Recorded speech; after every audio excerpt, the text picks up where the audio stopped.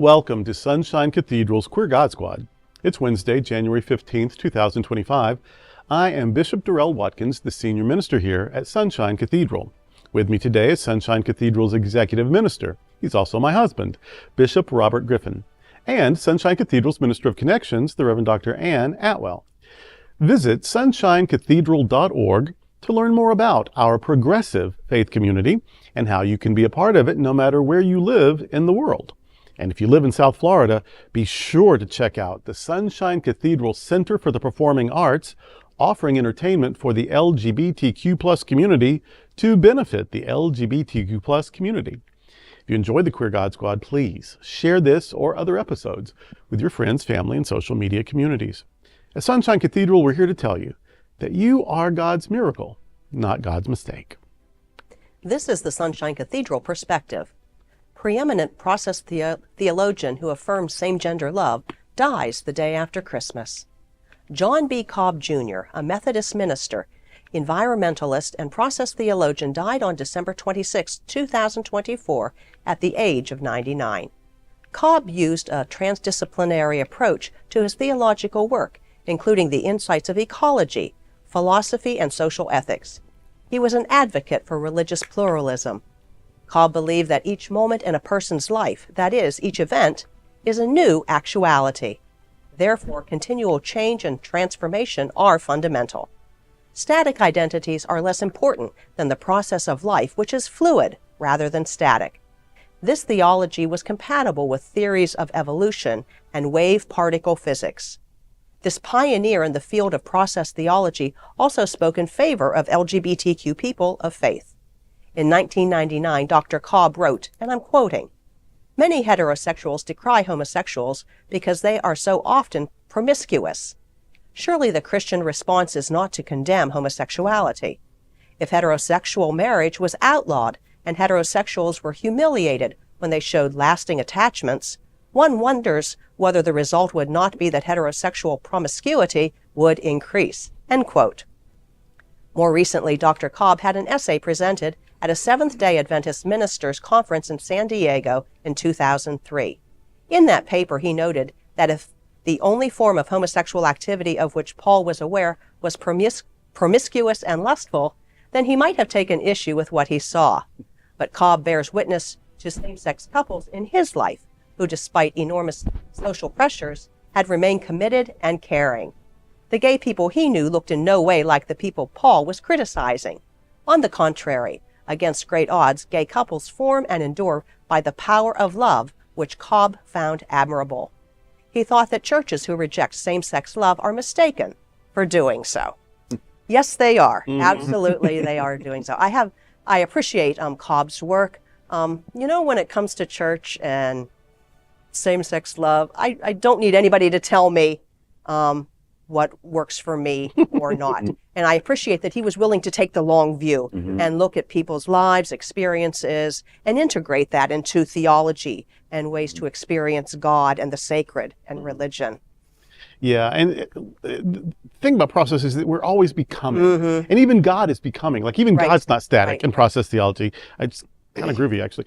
And so since we're all evolving, we're growing, we're moving, we're becoming, nobody's story's finished, right? So it's really hard to judge, unless you're just being cruel and evil and, destructive. If you're just living your life, it's hard to judge that because it's still in process. You know what I mean? It's still becoming, and so it's hard to judge all of that. But also, what I like about him, he's not a queer theologian. He does not do the deep dive that we would do. He's not, just lifting up every queer possibly, thing and example in Scripture. He's not playing Find Queer Waldo in the Bible or whatever. But that he'd made any effort at all. Yeah. This is by the time he died, almost 100. This is white, male, cisgender, Protestant, academic. The world is his oyster. He did not have to pay any attention to minorities, to marginalized groups. Who cares? Everything's going his way. I mean, what more privilege or opportunity could someone have than someone like him? And that he didn't use his comfort or privilege. He didn't let that blind him to people who didn't have it. And so that he made the effort to say, I know some folks and I find them to be nice people, great people, decent people. And the ones that you're trying to be mean about, if you looked at their circumstances and how they were formed in life, if you were in their shoes, that might be your life. That he just, you could go so much deeper, but he didn't have to go anywhere. And he did that and chose to be an ally.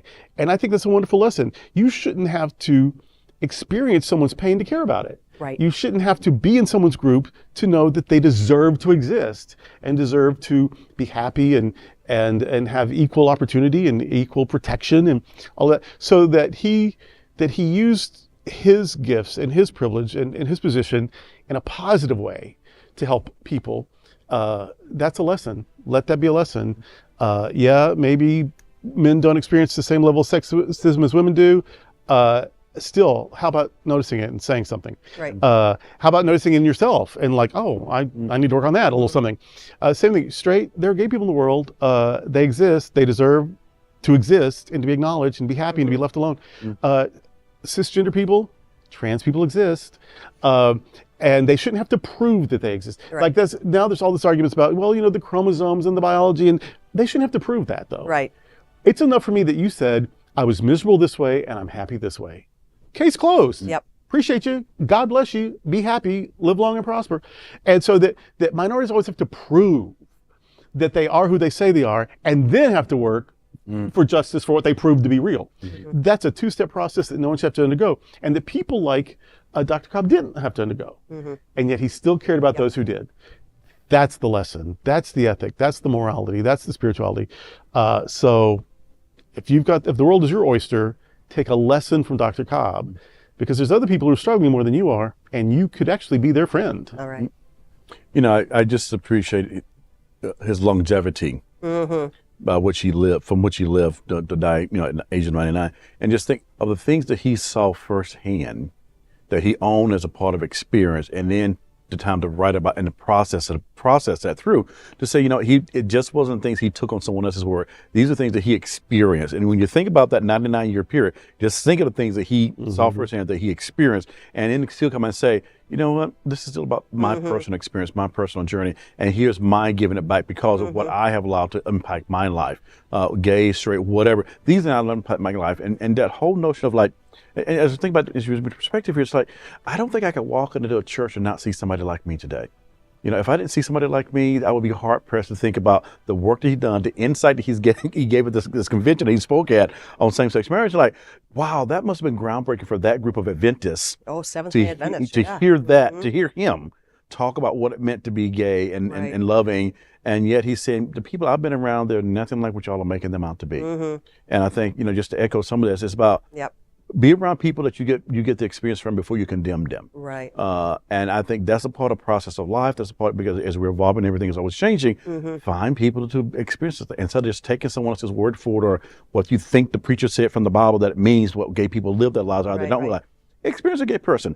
Come take me out to dinner. I'd be happy for you to experience me. Come take, you know, just whatever. But there's ways that we can experience people's living to change someone else's opinion about them. And it need not be because of something you got taught in Sunday school or in your church to say, I cannot deal with gay people because of this. Right. Experience people for who they are. Right, right. I think that's often the case too, as, you know, people have these preconceived notions of what somebody will be like until they get to know them. I think I shared one time with you all that I worked with a woman, and I've always been out and open, but whatever. And then she looked at me and she said, "You're gay?"